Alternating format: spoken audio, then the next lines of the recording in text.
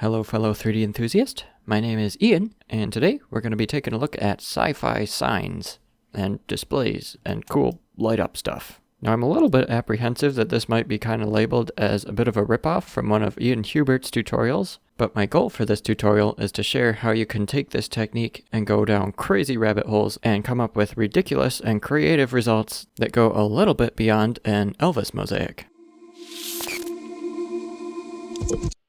Okay, let's start out by getting rid of this cube. Don't need that. I'm going to go Shift A, go Mesh, and add in a circle.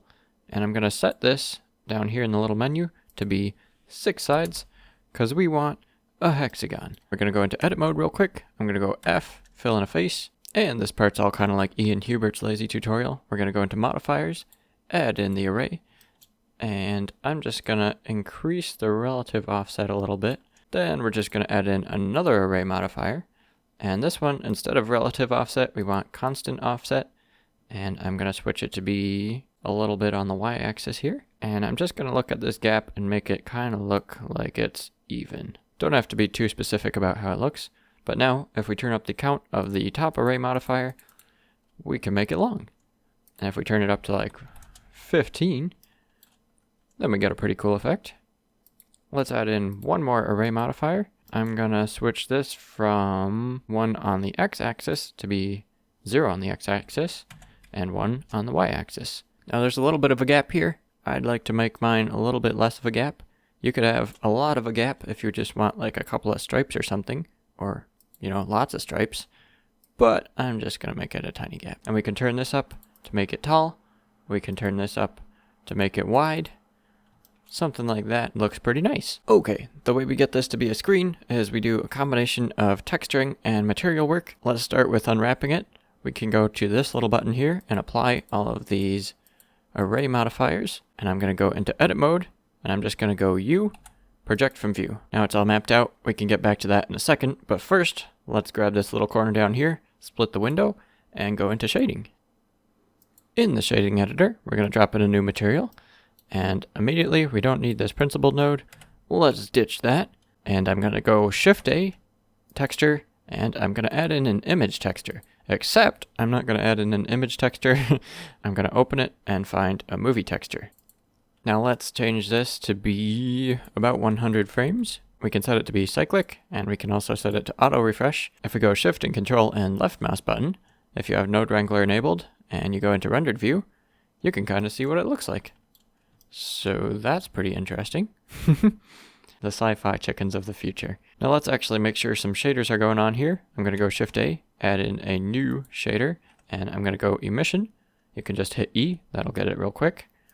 I'm also going to get a transparent shader, so I'm going to go shader, transparent, there we go. Once again, with Node Wrangler enabled, let's hold down Shift and Control and right mouse and drag between those. That'll mix them together pretty nicely.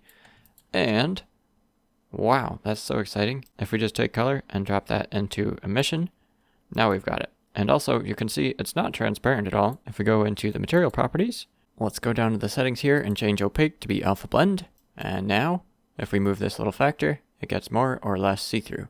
Let's do a bit more to this shader. I'm going to make it so that it's only blue. So I'm going to go Shift A, add a converter and color ramp. And I'm also going to go Shift D with this and just duplicate it and move it up there. That'll help us out in a minute. But if we focus on this one, I'm going to turn the black into kind of maybe a purplish color. Something like that. Something nice and cyberpunky. If we take this white and just switch it to a nice bright blue, there's definitely something going on there. Now I'm going to take this color once more and I'm going to feed it right through into the factor here. And this color ramp is going to go into the factor of the mix shader. And now, if you turn up the black values, you can see it kind of erodes and disappears. I like the look of the darker parts of it being more transparent, so that there's just a little bit of it being shown. And we can just take a look at this. That's pretty nice looking. But we can do better than this. Let's make it a little bit more interesting. I'm going to go into edit mode here. I'm going to go into face select. Let's make sure all the faces are selected with A, and then go Shift D, and just duplicate everything. I'm going to go Z, and move it up a bit on the Z axis. And now I'm going to go Shift R a couple of times, and that'll just repeat the last action.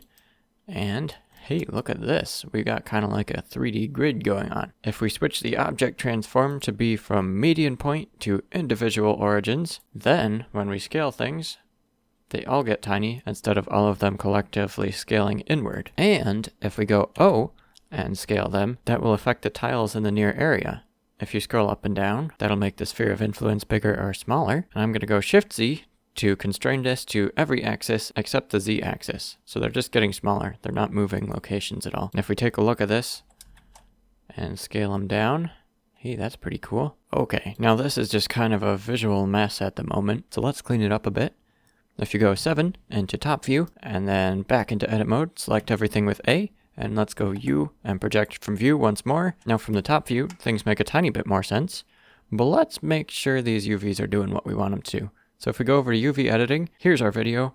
If we take a look at this with control and space, we can scale it up and move it all over, and we can put it right where we want it to.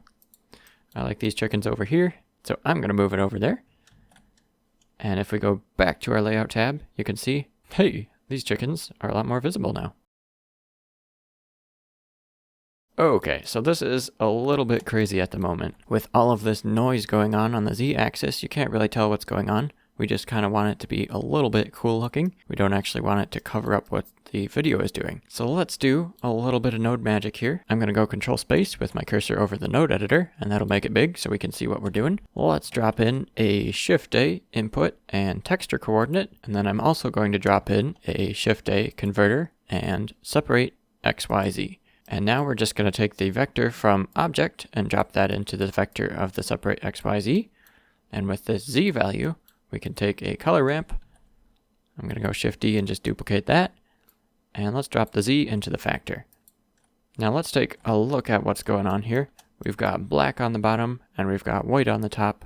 If you drag this black value up, you can see things start getting black from bottom to top. And what we're going to do is switch these two tabs around so that the white is on one side and the black is on the other. And now we can make it so that black is more transparent and white is more visible. That way we can just see the main grid and what's going on. Now if we go back into full screen, let's make sure that these two are mixing up. So I'm going to go Shift A, add in a color and a mix RGB. I'm going to drop the colors both into this mix node and switch it from mix to be multiply. I'm going to turn this up all the way. We also might want this black value to be a little bit gray. And now, if we take a look at this multiply node, we can see things are very interesting. And if we take a look at our mix shader, things are very interesting indeed. I would say maybe this black value here for the main transparency is a little bit high.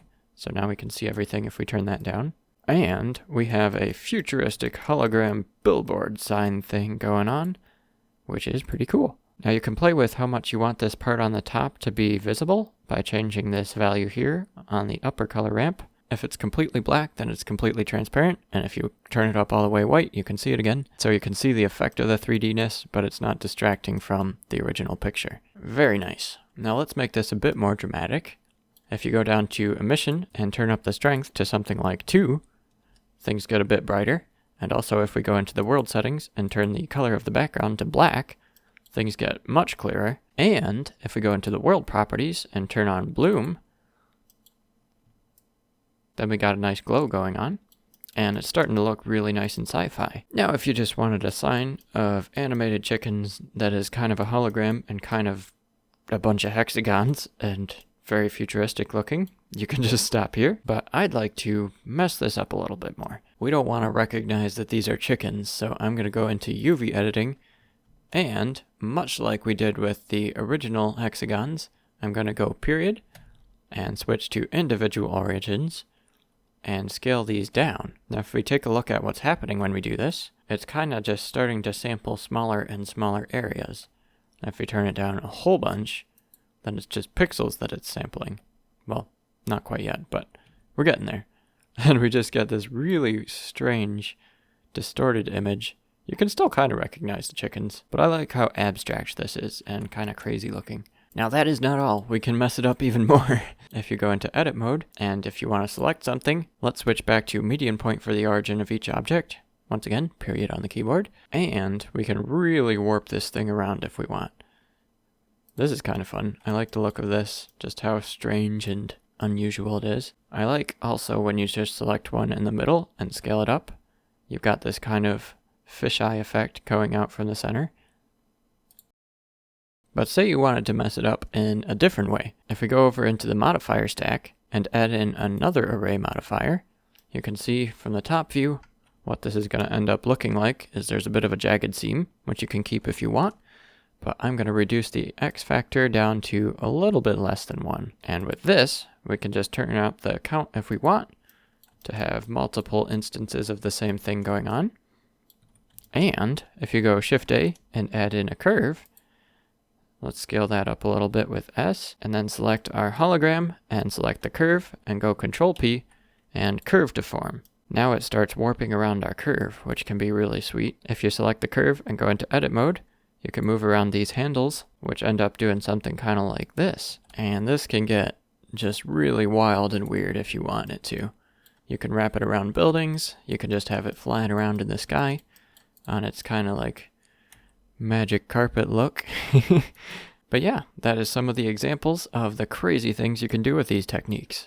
Of course, I encourage you to work on it a bit yourself and see what crazy creative things you can come up with. But hey, that pretty much wraps up the techniques. Now, most of the time on this channel, I'm talking about visual effects tips and tricks. And if you're interested in learning more about visual effects in Blender, I've created a completely free video for you that'll run through 5 different tips for integrating your CG creations into real-life footage. There's a link in the description for that. Once again, it's completely free, so if that sounds interesting to you, definitely go ahead and give that a click. But hey, I'd say that's about it. I hope you have an excellent day, and cheers!